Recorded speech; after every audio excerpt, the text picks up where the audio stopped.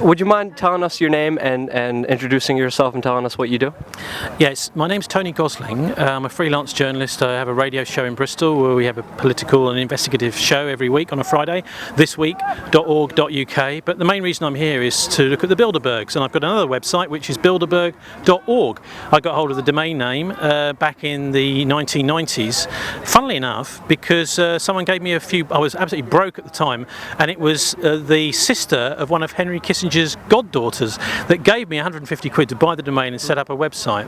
Really? Why did she do that? Well, because she doesn't necessarily buy into her godfather or her sister's godfather's ideas. Wow. Kissinger, of course, is one of the world's worst war criminals, and if the police around here are interested in any kind of anti-terror legislation, he's the guy they should nail. He's the guy that should have the handcuffs on in the Black Maria today. Yeah, definitely, with all the actions he's caused in Timor and Indonesia and Chile, is just amazing to see a man like that being able to walk free. But he can't. This is another point, Luke, is that he can't. In many countries around the planet, I think I'm right in saying France and Italy and Europe, various other countries, if he gets off a plane in those countries, immediately he's in jail. And he's quite well aware of that. In fact, Daniel Mashover, a Jewish lawyer in London, has been doing a lot of work in trying to get basically prohibition orders on many war criminals. He's been very successful with Israelis. And what does David Cameron and the Conservative government do? One of the first things they came into office is overturn the laws in this country that allow us to arrest war criminals. Yeah. Unbelievable, really. The US did the same thing a couple of years back. But so Kissinger's getting limited in the number of countries he can go around to. You have to beam him in by satellite now. That's why I asked him, how does it feel to be wanted for mass murder in so many countries? And he didn't really reply. He called me a coward for asking him that. When he was interviewed by Jeremy Paxman on the BBC, who said, does it feel a fraud to have got the Nobel Peace Prize, he actually stormed out of the studio. Wow. All you heard was the bang of a door and Mr. Kissinger left. Anyway, the man has got lots and lots and lots of criminal, certainly, evidence against him, and it really is disgusting that he's allowed to walk around. But it's not just him. In this particular meeting, we've got loads. I mean, it's great that they've given us out the list well beforehand. Yes, yeah. Thank you very much. Back when I was covering this in the mid-90s, actually, quite often you would only have 3 or 4 journalists trying to cover it. Hardly anybody even knew it was going on. But also, the press release by the Bilderbergs, you'd get that after the conference. After the last car had left, you used to get the old press release. They'd finally give it to you. Here we've had quite a lot of time to look at who's in there. HSBC Bank figure massively. Now, you in the States will know a lot about them because they've had a bit of a hard time in the courts over money laundering. Yeah. Now, this is no joke, money laundering, because the Mexican drug cartels have been literally going into villages that have criticised what they're doing and murdering scores and scores of people, leaving piles of bodies on the edges of the villages. HSBC, it seems, were quite happy to run these people's cash around in their armoured vans for years and years. They are the criminals. They are other people. As soon as they let's not wait till they leave. Let's send the police in there to put them in handcuffs now, because they certainly should be arrested and questioned, if not actually just simply jailed. I mean, we've got to have a proper legal process here, but none of that is happening. It's all out of court settlements. So loads of HSBC people, Hong Kong Shanghai Bank, and also Barclays, several Barclays people too. Barclays have committed this massive LIBOR fraud, which has taken billions of pounds and dollars from people with mortgages around the world, mostly in Europe and the United States. Again, no proper prosecutions, not behind bars for the directors. Now, the funny thing is that may change. This is positive news, because there's a guy called Rain Man. He's called Rain Man, nickname basically, because he's a slightly inept socially. I mean, I hate to say that if you're watching, but anyway, his name was Tom Hayes. Tom, sorry man. But anyway, he was the world's top LIBOR trader. And he was shunted between one bank and another bank and another bank, mostly in the city here in London, UBS and various other, Barclays possibly, I'm not sure which exact banks. But he was paid more than anybody else in the city. Now, don't tell me that the guys who are at the tops of these banks and the middle managers didn't know what was going on. When he was signed from UBS, he was given a $3 million signing fee. That's just for one day, popping into his bank account, $3 million. Now, Rain Man knows all about what happened with the LIBOR crimes. So the US wants him over there. They've tried to extradite him over to the United States, poor old Tom. But the Metropolitan Police and the City of London Police are chatting with him, saying, well, hang on a minute, don't you think you could tell us a little bit more about, before we let you go? But this has left him in a very difficult position, because how long is this going to go on for? Maybe none of this is ever going to come out. Maybe all these names he's giving them, they're not going to prosecute anybody. So what's happened is recently, Luke, and people might want to check this out, his girlfriend has been tweeting. Yeah, his bird has been tweeting and telling the world little bits more about Tom Hayes. So the libel fraud thing certainly isn't over.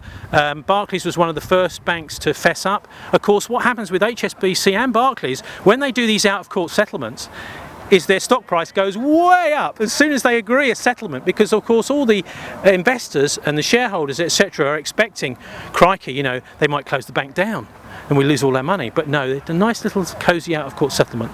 And that's what makes me think that Britain and many other countries in the Western world are rather like banana republics, not like proper, I wouldn't put my money in here, don't put your money here, put it somewhere safe. Maybe in an Islamic country with a safe economy that's got trustworthy banks, people who are honest, because I'm afraid you can't trust the City of London anymore, nor Wall Street. Although it's good to see actually in the States, there seems to be more prosecutions happening over in the US than in the City. The City is the blue bloods, it's a cult, a club. And nobody in that circle, it seems, is going to be prosecuted. That's ever since really the early 90s. The words come down from on high, do what you want, any kind of fraud, and you won't get prosecuted. Now, that's not the rule of law. All we're asking for, Luke, is the rule of law, isn't it? It seems like if you have money, the rule of law doesn't apply to you. And it seems like they're just getting away with so many heinous crimes. But on a separate note, I was always wondering, when owning Bilderberg.org, I was wondering, did you get any offers from anybody to buy it from you? Was there any even Bilderberg members who tried to buy that domain off of you? Well, funnily enough, no. And I think one of the things, that they don't like any publicity. They know me as a former BBC journalist. I would be straight on the phone to the BBC, and I would be on the phone to the newspapers saying, hey, Bilderberg have just asked it, and they've got a great little story there. So I think they sort of, they've gone around me a little bit. I did actually ask once, a few years ago, to speak at their conference. I sent them a nice polite letter to the office in Leiden, in Holland, to speak. And they didn't reply. After a few weeks I sent another letter, and they finally did reply with a one word no, basically. But I mean, I think that there's all sorts of room inside that toxic atmosphere in there for great ideas. Things like debt forgiveness. Let's forgive these debts that are unpayable. Yeah? Let's also, I mean, are they going to be talking about prosecuting the bankers? We've had Mervyn King, the Governor of the Bank of England, recently saying, well, we've got to stop bashing the bankers. Not a single banker has been bashed, Luke. I've news for you, bankers, guys. Nothing's happened. One person I'd definitely advise you to look at is Rowan Bosworth-Davies. His blog, he's a former Scotland Yard fraud squad officer, worked there for 12 years. And his job in Scotland Yard was bashing down the doors of the bankers at 4 a.m. and dragging them out and putting them in jail cells overnight. He said it had a very interesting effect on their behaviour. And so Rowan has got all sorts of interesting stuff about how to do this. He's also proved beyond any shadow of a doubt that what's going on in the city is organised crime. It fits with all the definitions of organised crime in Europe, in the United States, the British definition, the Japanese definition, and he's laid them all out there on his blog.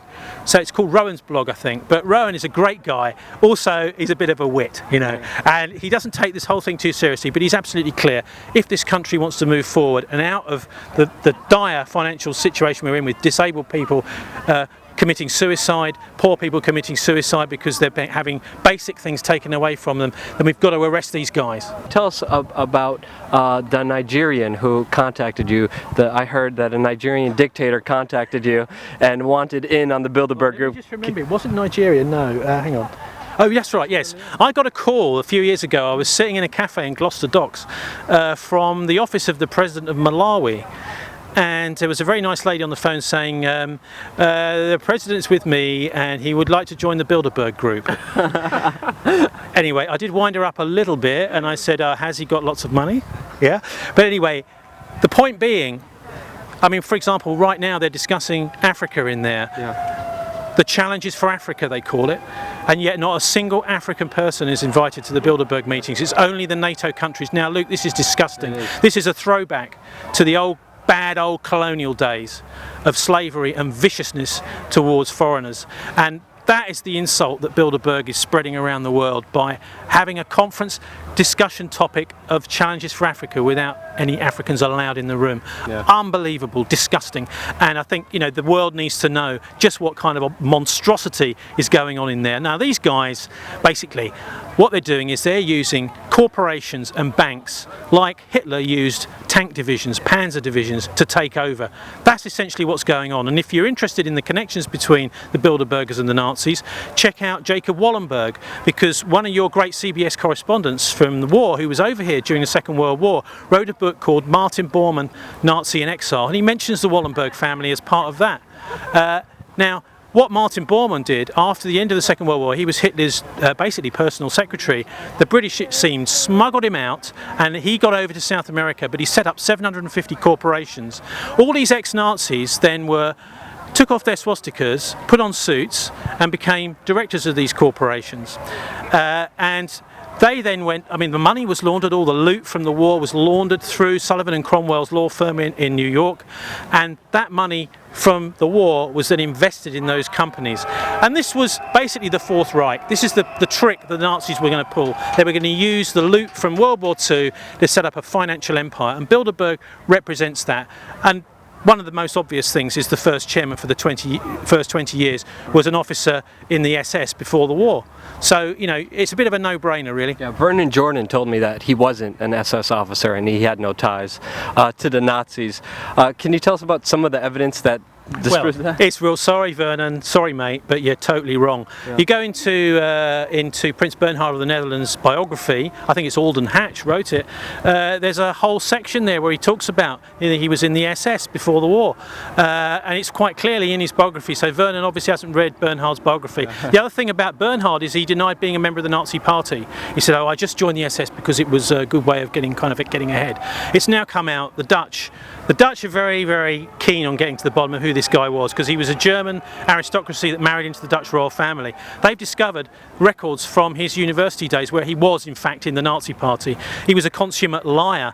After his 20 years of chairing the Bilderberg conferences from the mid-50s to the mid-70s, after those, he had something called the Lockheed scandal. Yeah. You're probably too young to remember that. I can just about remember it. The jets that he was paid off by Lockheed Martin to buy. Lockheed paid him $1 million to get the Dutch Air Force to buy these rubbishy Lockheed starfighters that had little tiny wings and fell out of the sky. But it was a chambermaid in his hotel room, picked up a bit of paper from his litter bin, and Bernhard was in the papers in Holland and discredited, and then he had to leave. Now there's also some connections with World War II, because the very first ever Bilderberg conference was held in a little town called Oosterbeek on the edge of Arnhem, in exactly the same spot as the Bridge Too Far battle took place, that is Operation Market Garden. There was a pocket of the British 1st Airborne Division surrounded by Nazi soldiers, by tanks, by flame-throwing tanks, by rocket launchers, and we were massacred, man, in that little pocket. In exactly the same spot is where you'll find the Bilderberg Hotel in the first meeting 10 years after that battle. At the time, the Nazis called it the Hexenkessel, the witch's cauldron, because so many British were being killed in that little pocket. And I think that was a bit of an in-joke.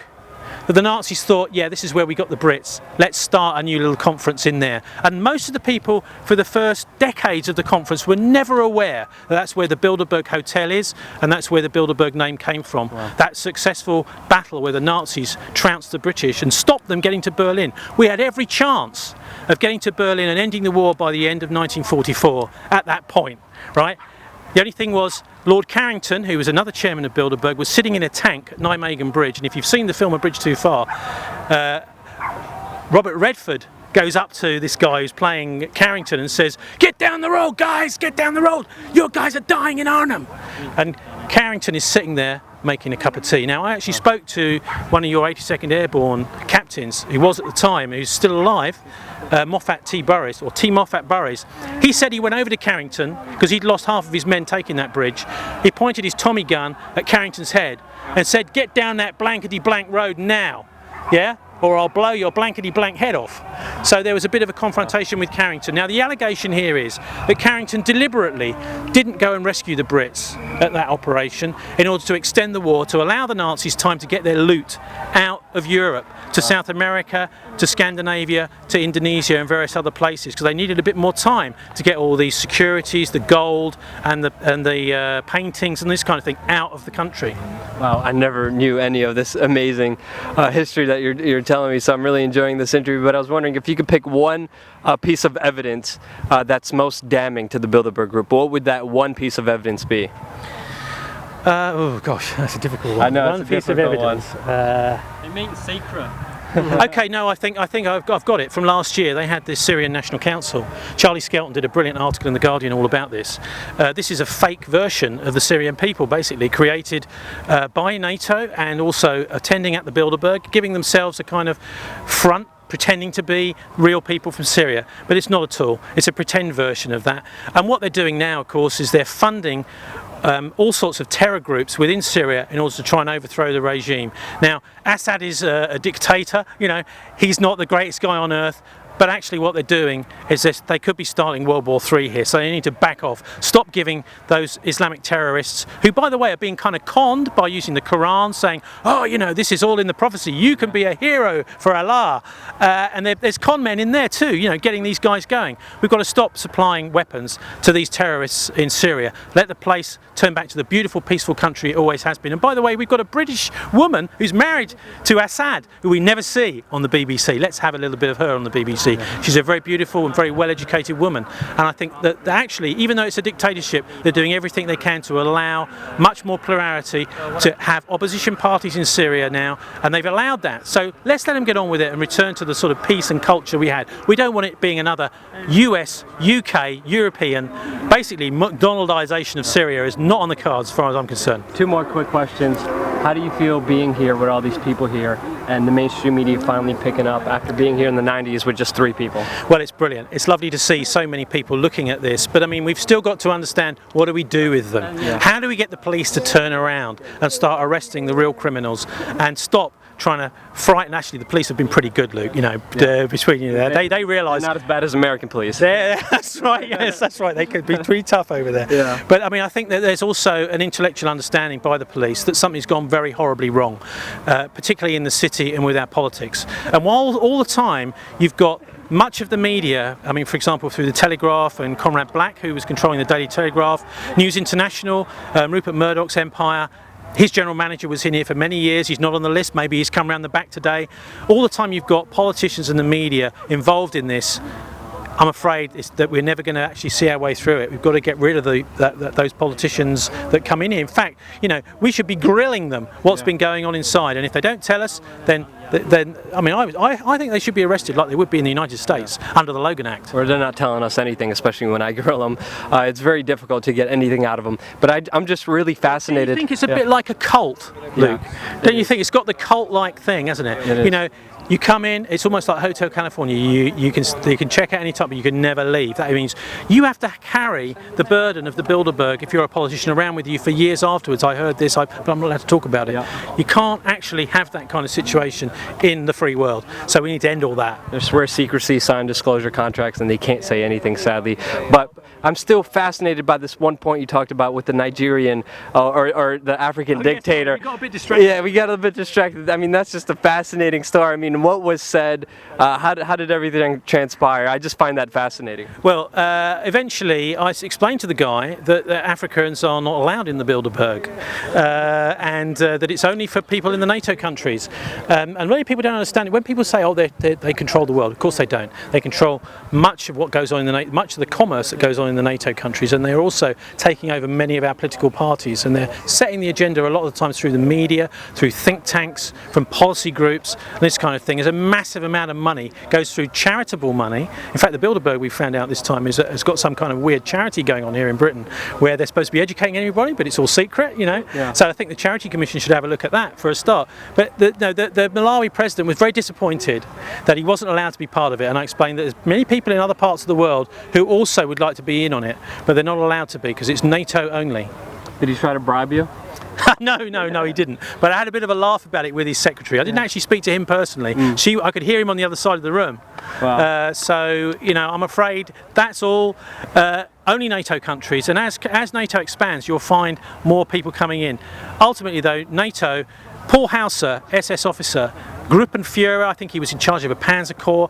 He's quoted as saying that the first meetings of NATO were formed from the international supporters of the SS. Paul Hauser, check him out. He was a general of a Panzer Corps in the Second World War. So the links between the Nazis and the Bilderberg and NATO, I mean, it's a no-brainer. The other thing is, of course, they were set up after World War II to stop Europeans getting sympathy with the Russians and with the Soviet Union, you know. So there was a horrendous agreement obviously made at the end of World War II between mainly the US and the Nazis. Largely this was probably, I think, to do with plutonium and uranium, because the Nazis had been working on an atomic bomb. There's evidence they'd actually exploded a bomb. Churchill was very worried because they had the V2, which could reach London, that they were going to actually put an atom bomb on a V2. And this was seen as a really important bargaining chip for future years after the war. Refined uranium, what's it, U-235 and plutonium. If they could do a deal, the Americans could get that, they'd do almost anything for it. Fascinating interview, fascinating history. Thank you so much from the bottom of my heart. That was really amazing. Fantastic. Let's talk afterwards when you're done. You, man. Lovely to meet you. Give me a hug. Hey.